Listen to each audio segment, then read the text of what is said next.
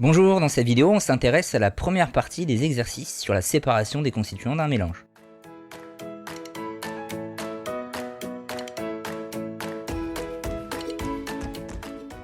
On est dans l'exercice 1, alors on peut voir qu'on a versé, ce que nous dit l'énoncé, un peu d'eau du robinet dans, on appelle ça une capsule, c'est un récipient tout simplement, que l'on a chauffé et on a donc obtenu le résultat suivant. Alors quel est le résultat suivant?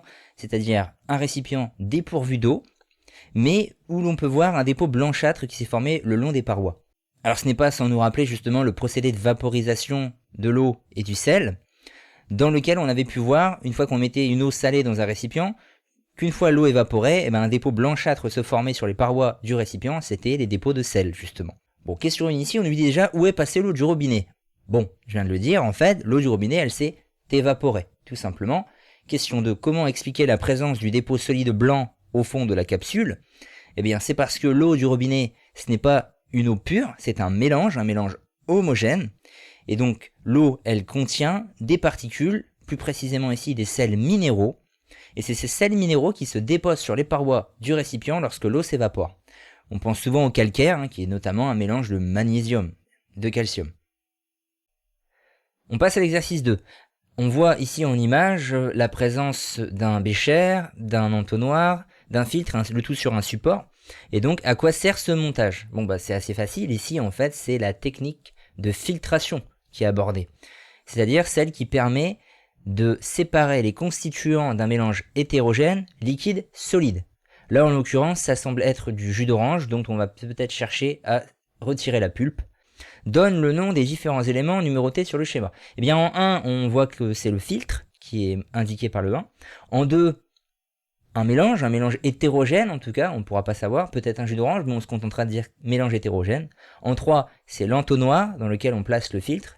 En 4, tout simplement un bécher, dans lequel on va récupérer notre mélange homogène en 5, qui est le résultat d'une filtration, on l'appelle aussi donc le filtrat. On termine avec l'exercice 3, recopie les phrases suivantes en les corrigeant. Alors phrase numéro 1, lors d'une décantation, les constituants les moins denses se déposent au fond. Là l'erreur, c'est au niveau du moins. Ce ne sont pas les constituants les moins denses qui se déposent au fond, mais les constituants les plus denses. Une filtration permet de séparer des substances solides dissoutes dans un mélange homogène. Alors il y a plusieurs manières de corriger cette phrase. Déjà la filtration, ça permet de séparer des substances solides, mais pas lorsqu'elles sont dissoutes, parce que lorsqu'elles sont dissoutes, ça forme justement un mélange homogène, on n'utilise pas la filtration. Ça serait plutôt séparer des substances solides dans un mélange hétérogène. Et dans ce cas, elles ne sont pas dissoutes. Si on devait corriger, c'est une première manière de corriger la phrase. Sinon, si on veut vraiment parler d'une technique qui permet de séparer des substances solides dissoutes dans un mélange homogène, on peut aborder ici la distillation, qui permet du coup, là dans l'objectif de récupérer à la fois les particules solides, qui elles ne se seront pas vaporisées, et en même temps le liquide qui se sera vaporisé. Donc ça peut être la deuxième manière de corriger en mettant distillation. Lors d'une filtration, le papier filtre retient le liquide et laisse passer les particules solides. Bon là l'erreur c'est que c'est l'inverse. Le papier filtre il va retenir les particules solides et laisser passer le liquide. Pour récupérer les sels minéraux présents dans une eau minérale, il faut faire la solidification de l'eau. La seule erreur ici c'est que c'est pas du tout la solidification, qui n'est pas du tout d'ailleurs une technique de séparation, c'est seulement un changement d'état.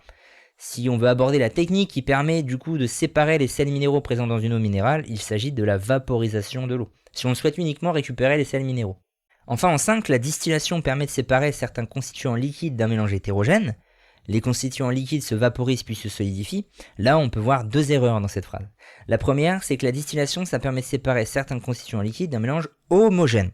Hétérogène, ça serait du coup plutôt l'ampoule à décanter qu'on utiliserait. L'eau et l'huile, ça forme un mélange de liquide hétérogène, on n'utilise pas une distillation, mais une ampoule à décanter. Donc c'est plutôt un mélange homogène, première correction de la phrase, et ensuite les constituants liquides se vaporisent, c'est vrai, mais après en passant dans un réfrigérant, ils se liquéfient, ça redevient liquide, pas solide. Voilà la deuxième erreur.